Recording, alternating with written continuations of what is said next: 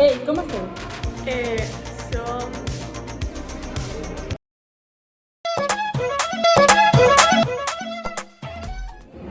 Va, vine a presentar, Marta, que m'ho costa tant. Com que no? Tu estàs boja. Va, vine, que t'ensenyo els trucs. Vale. Em faran falta, perquè sempre que estic exposada davant de molta gent em poso molt nerviosa. Per exemple, quan he de sortir a jugar un partit de bàsquet i m'està mirant tot el públic. O quan he de presentar davant de persones que no conec de res. Bueno, o de la classe. És totalment normal, Marta. Ara t'ensenyaré uns quants tips. Com a primer tip, és molt important tindre confiança en tu mateixa. Com a segon tip, és molt important mirar un punt fix. Per naturalesa, el nostre cos reacciona als estímuls de nosaltres. D'aquesta manera ens posem molt, però molt nerviosos. Buah, digue'm a mi, que quan presento em tremola tot el cos. I mentre em va la panxa dels nervis, llavors comença a parlar molt ràpid, perquè s'acaba abans. Respira, Marta.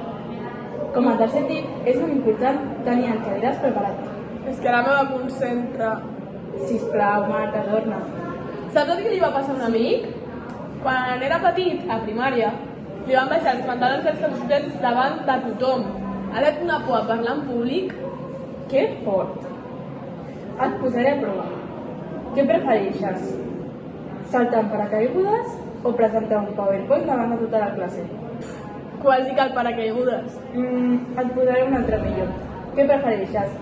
Llançar un llançament decisiu o presentar un PowerPoint davant de tota la classe? Llavors, probablement presentar. Veus, Marta, jo que els pitjors de la vida. Potser tens raó. Sí, Fins aquí el nostre vídeo, eh? jo tinc la paraula. Adéu!